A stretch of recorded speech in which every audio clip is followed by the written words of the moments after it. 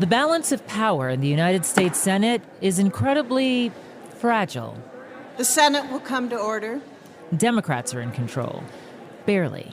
There are 50 Republicans, 50 Democrats. Vice President Kamala Harris is the tiebreaker.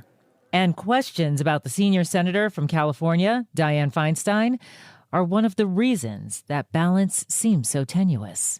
Senator Dianne Feinstein of California denied today that she is losing her mental ability to represent California and said that she does not plan to retire anytime soon. If the California senator has to leave before her term is up, it's the governor's job to nominate a replacement. Right now, California Governor Gavin Newsom is facing a recall election, hoisted by Golden State residents up in arms because of his response to the coronavirus, including a viral slip-up when the governor was filmed eating dinner at a swanky French restaurant during a strict lockdown. But Newsom has a lot of support. Gavin Newsom's having no problem raising money. He has raised almost $50 million for this recall, more than all the other candidates running against him and their committees combined by a lot. While Newsom's recall donations are monumental, there is a real chance that between the highly motivated Republican electorates and their energized supporters, Newsom could be looking at losing the governorship. So in a smoky back room in Washington somewhere, some very nervous-looking guys in suits are biting their nails over whether jilted Californians could upend the power balance in the U.S. Senate because of a dinner party. I'm Lynda Lopez, and this is Connect the Dots from Audacy. November 6th, 2020. Questions are being raised over the optics as the Chronicle reports that Governor Gavin Newsom attended a party at Yountville's French Laundry last week, mixing with more people than state health guidelines advise. And in response, Governor Gavin Newsom admits he wasn't sending the best message when he joined a birthday party for a longtime political advisor at the French Laundry restaurant last week. In a statement, he said, quote, "While our family followed the restaurant's health protocols and took safety precautions, we should have modeled better behavior and not joined the dinner," unquote. The scandal fueled a fire already lit by recall campaign leaders, with the first campaign approved for petition circulation by the Secretary of State 5 months before the French Laundry incident. In fact, the same day as the birthday dinner, a Superior Court judge extended the signature deadline for the recall from November to spring of this year because of the pandemic and to give organizers more time to collect. By the March 17th deadline, 2.1 million signatures had been submitted, exceeding the almost 1.5 million needed, which is 12% of the number of people who voted in the last gubernatorial election. Governor Newsom also faced pushback from small business owners who disagreed with how the governor handled the economy after shutdowns gutted revenue across the state. Also criticism from residents about how he's managed the overwhelming amount of wildfire since he started his term, and the seemingly endless and worsening homelessness crisis. But recall proponents are citing even more in their efforts to oust him. There's a long list of reasons to remove him. Orrin Heatley is lead organizer of the first successful recall election campaign and an ex-sheriff from Yolo County. Starting with, his overriding the will of the people to vote by dismantling the death chamber was one of the first acts that he did when he took office. He gave our taxpayer money to illegal immigrants when our own citizens are suffering here at home. Mass wholesale release of prisoners early from prison, his pardoning of foreign nationals, not based on the merit of their case, but based on their immigration status, his mishandling of our gas tax, his misappropriation of our gas tax funds. There's a long list, including, his mismanagement of the EDD, distributing over $1 billion to prisoners who are currently in custody, including and not limited to Scott Peterson. But is it just Republicans who want him out? Initially, it was the same people we always see who file these recalls. They're mad about immigration. They support Donald Trump. They're mad about this, that, and the other thing. I spoke with KCBS Radio political reporter Doug Sovern about how the recall came to be and what kind of support it takes to even get a recall on the ballot. Well, the bar is actually pretty low to get a recall on the ballot in California. And I will say, ever since it became possible in the reforms of 1911, pretty much every governor since has faced the threat of a recall, in that people launch petition drives to try to put one on the ballot, but they don't succeed. Until 18 years ago, Gray Davis, 2003, when he was in fact recalled, replaced by Arnold Schwarzenegger. But Jerry Brown faced recalls, they didn't go anywhere. So Gavin Newsom is only the second one to be in this position. It only takes 12% of the people who voted in the last election, of whatever the turnout was, to qualify anything for the ballot, including a recall. That's a pretty low bar. I mean, in most states that have recalls, and many don't, it's double that. You need something like 25% of the turnout from the last election. California has actually one of the lowest numbers or percentages that you need. What's the logic behind that low number? Well, the idea was, so California had a very famous reform governor, Hiram Johnson, in 1911, who felt that the people's voices were not being heard and that everything was controlled by big special interests, the railroads back then, the legislature. So he passed a number of constitutional amendments, or got them on eventually passed, to give the voters more of a voice. And his thinking was it should be easy to recall a corrupt governor. Now, California has impeachment. The legislature could impeach a governor if it wants to. But he felt that, there was too much corruption, and it should be easier for the people to have a voice, and it shouldn't only be up to the legislature. So he wrote it that way, 12%. And as I say, it never mattered for, almost 100 years. Nobody could even get to 12% and get enough signatures to get on the ballot. It wasn't until Gray Davis and Arnold Schwarzenegger and now Gavin Newsom that anyone managed to do it. But that was the thinking behind why they had such an easy standard. What is the state of the race looking like right now? How's it looking for Gavin Newsom, and how is it looking for his opponents? Yeah, it's a tough one to call. I mean, Gavin Newsom should win this easily. California is overwhelmingly Democratic. Almost half the state is Democrats. Only about a quarter of the state are Republicans, and the rest are independent, declined to state, no party preference. So, it's a very, very blue state, as blue as they come. Joe Biden won in a landslide here. Gavin Newsom won in a landslide here. He should win easily, but this is a special election taking place on September 14th. This is not a regular November election. Turnout is always lower in special elections. And the polling shows that while most people in California oppose this thing, the people most likely to vote, it's a toss-up. It's roughly, it's within a couple of points, because the people who are most excited and energized in this election are those who are angry at Gavin Newsom and want him out. The people who are saying, oh, is there an election, or how does this work? They're the ones who aren't really paying attention. And many of them are Democrats who like Newsom and haven't really gotten engaged. So it's Newsom's job right now to activate those people and to educate those people and to get them out there and vote. Now, if they all vote and he succeeds in doing that, he should win and stay in office. But if the turnout is not what he hopes it'll be, he could lose. I mean, it is certainly possible that a majority of people, 50% plus one, will vote for this recall. And then you'll have a list of 46 replacement candidates to choose from. And it's feasible that half the people in the state, just over, will vote to recall him, but almost 50% would vote to keep Newsom. But somebody will win that replacement contest with 20% or even less. So it's a really strange situation. That did not happen in 2003. Schwarzenegger would have won if it were a head-to-head election with Gray Davis. He got more votes than Davis did. But this time that really could happen. There is support coming in for Newsom from other places around the country. What kind of support is he getting from outside of California? A lot of money coming in for Newsom. The National Democrats getting into this a little bit late, but they are now on board. Kamala Harris says she will come campaign for him. Joe Biden says he's going to come campaign for him, at least virtually and maybe well in person. From what we hear, both Biden and Harris will probably come out to California and campaign. Elizabeth Warren has done TV ads for Newsom. We'll see if Bernie Sanders does some. You probably want to get the progressives activated a bit more than Warren is doing, it seems. And there's national money coming in. But the way the funding works, we have campaign contribution limits in California, just as the feds do, just as many other states do.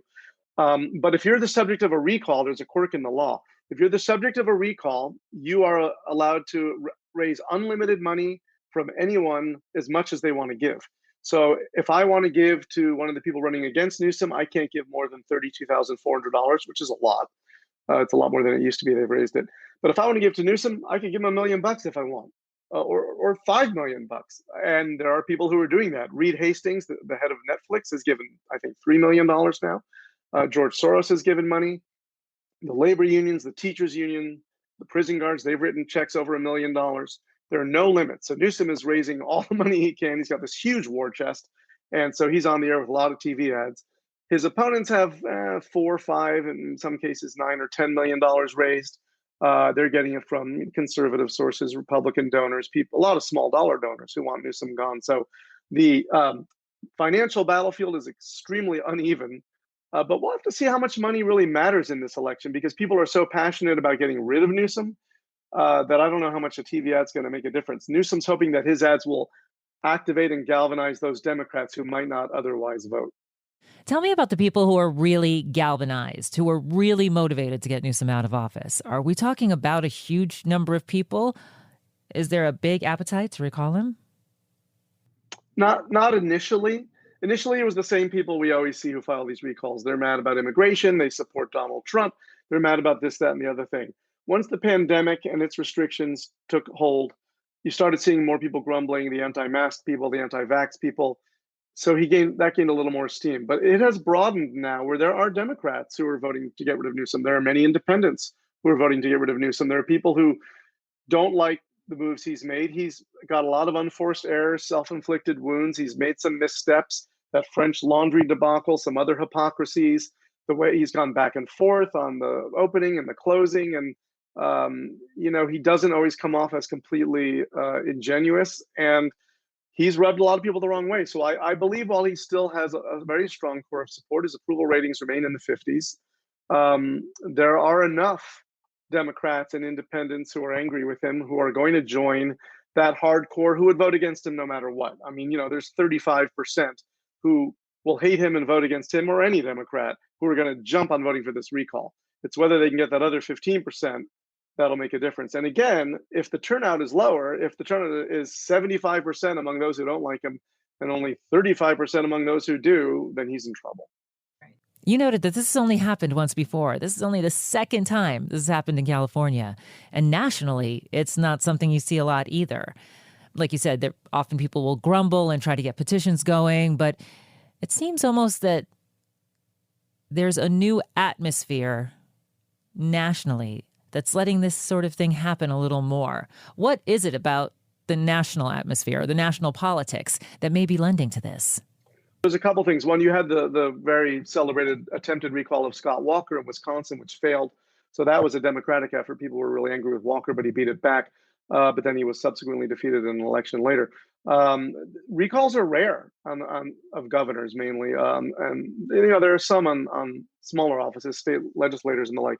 But most states don't even have recall provisions, or many don't. I haven't looked to see if it's a majority lately. But most states you can impeach but not recall. I don't think New York, for example, has a recall. They couldn't recall Andrew Cuomo.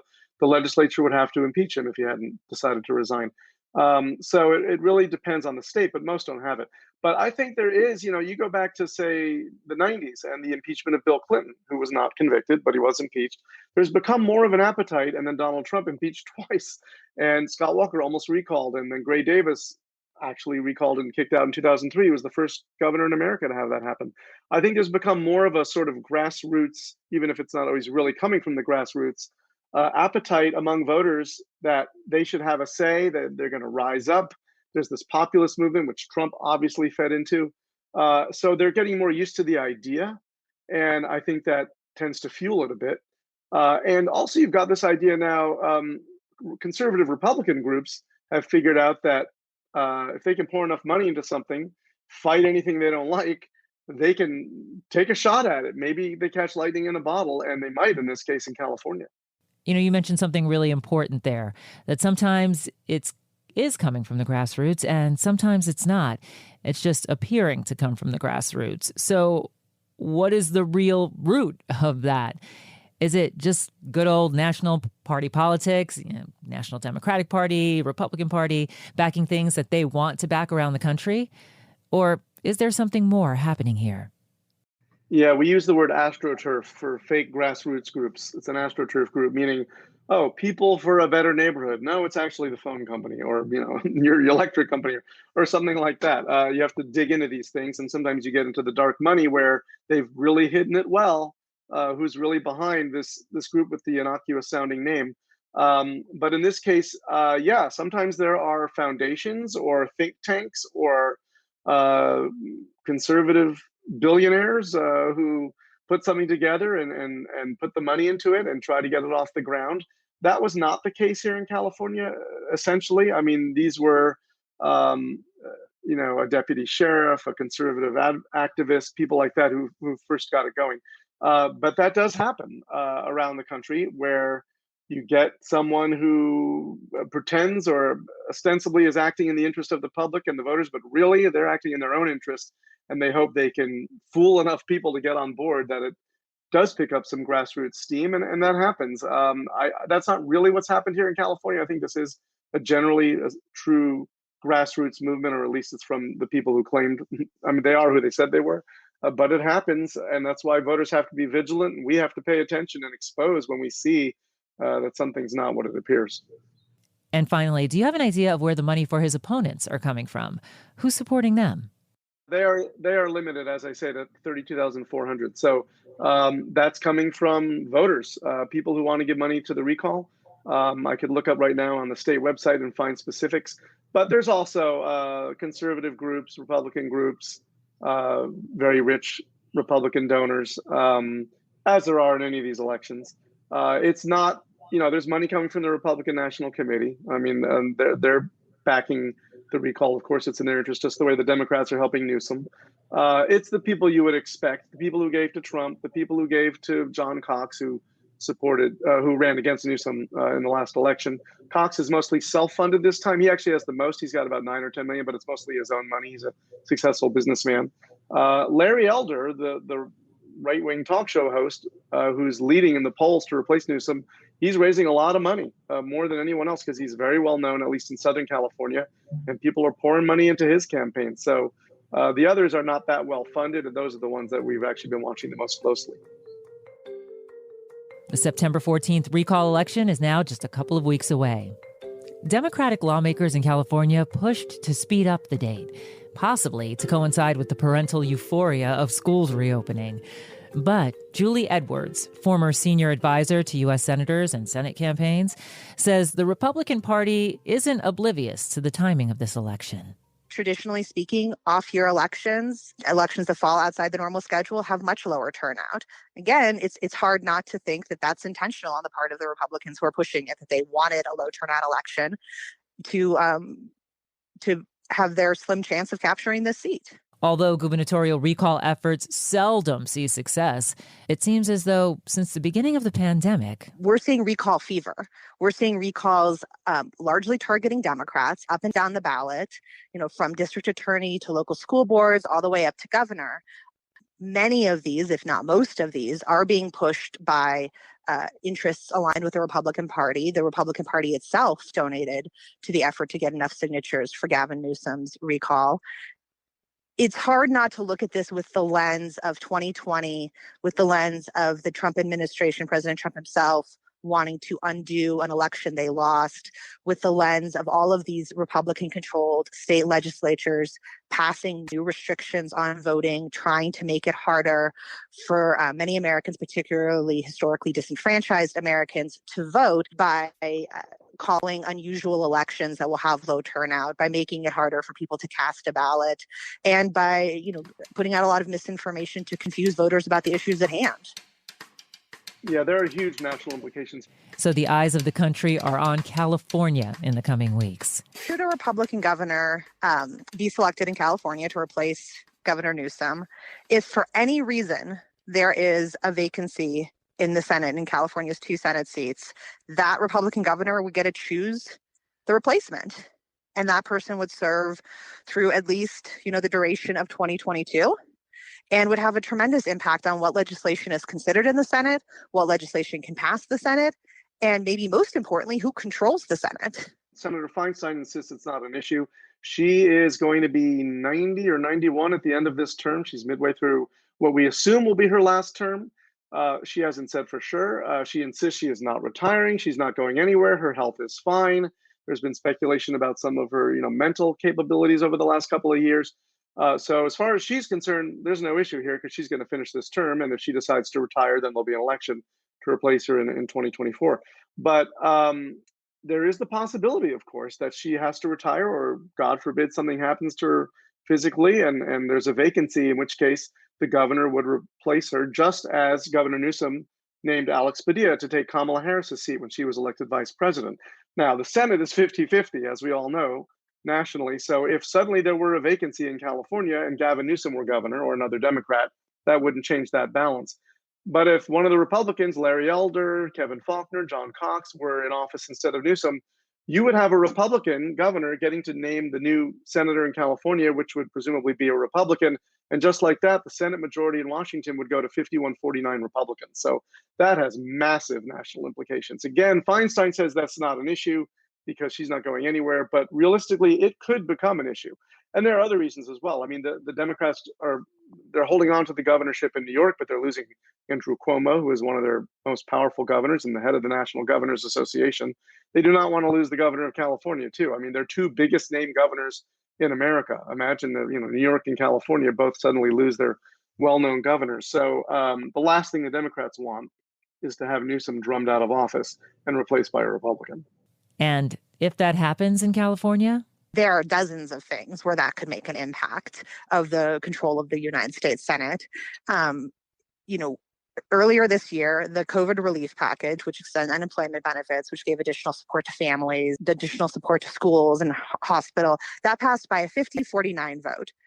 Just in the last few weeks, the Senate has passed its budget resolution by a 50-49 vote that has the framework for making huge investments in areas as diverse as combating climate change, to paid leave, to providing tax relief for middle-class families. And any of those items, when they come up, will need 50 votes. They will need to have a Democratic Senate to proceed. As for judges, President Trump was very effective in filling as many open positions as he can, and to restore some balance to our federal judiciary, we need a Democratic Senate that can advance President Biden's nominees. We know from past experience that Mitch McConnell has no problem sitting on open seats as long as he needs to, waiting for his moment to put in the most conservative nominees possible, some of whom may not even be qualified for those positions, maybe poorly rated by the American Bar Association. But it absolutely is critical that we have that majority control in the Senate so that we can put forward judges to restore some balance in the federal judiciary. Edwards says we don't have to look too far back to see what happens when a party loses power due to unforeseen circumstances. There's recent history that is a guide for us here on what it means when a party switches power or loses some power due to unforeseen circumstances. In 2009, the Senate Democrats had a supermajority, had a filibuster-proof majority in the Senate, but that was taken away with the death of Senator Ted Kennedy, a very tragic death. In the special election to replace him, a Republican got that seat. Democrats lost that supermajority, and it had wide-ranging impacts for the remainder of President Obama's term in office. So could this be part of a larger agenda? Republicans in California have only won statewide office in the last couple of decades due to a recall. This is their one mechanism to get statewide power, and certainly is probably a reason why they were pushing it so hard. But how likely is it that this recall will actually lead to a Senate shift? There is a chance it could happen. In the Senate, people step down, or they are elected to other offices, or in terrible outcomes, they may pass away. There is seldom a full session in Congress where that doesn't happen. And certainly it already happened in California when Vice President Harris was elected to that position and Senator Padilla was selected to replace her and fill the duration of this term. So it is possible that that could happen, that we could have a vacancy in California. And it's very important that in the Democratic state of California, we have the Democratic governor who can make that appointment. And depending on who you ask, the potential outcome of the election could be a real danger to the state of California. Those who support Newsom see this as extremely dangerous, because if Newsom loses, say he loses 52-48, and Larry Elder wins the replacement ballot with 24% or something like that, you're going to have a minority people, plurality. I mean, more than anyone else who voted in the election, but a minority of the voters choosing to replace a governor who far more people wanted to stay in office, which is an odd system. And taking office in the middle of a pandemic. He said he will roll back immediately any mask mandates and vaccine mandates. We're in a terrible drought. There are horrible wildfires. There are all kinds of challenges facing this state. So there are those who say this is extremely dangerous. This is not what we need. On the other hand, if you don't like Newsom and you think he's doing a terrible job, you would say this is exactly what we need. This is our salvation. We can finally have someone go in there and run this state the right way. So that really depends where you're sitting, whether you're on the right or the left, whether you think it's dangerous. There are people who think this system should be reformed, that either the bar should be raised so it's a lot harder to get a recall on the ballot, or perhaps just the lieutenant governor should take office if the governor's recalled, as happens if he's impeached. Or if you do recall the governor, then you have a separate special election. You don't put all on one ballot. Or should the governor be allowed to be a candidate in his own election to replace himself? This week's episode of Connect the Dots was produced by Sydney Fishman, Dempsey Palat, and me. It was executive produced and edited by Mallory Samara. Special thanks to Tom Rickert, as well as our news correspondents and guests. Until next week, I'm WCBS News Radio's Lynda Lopez.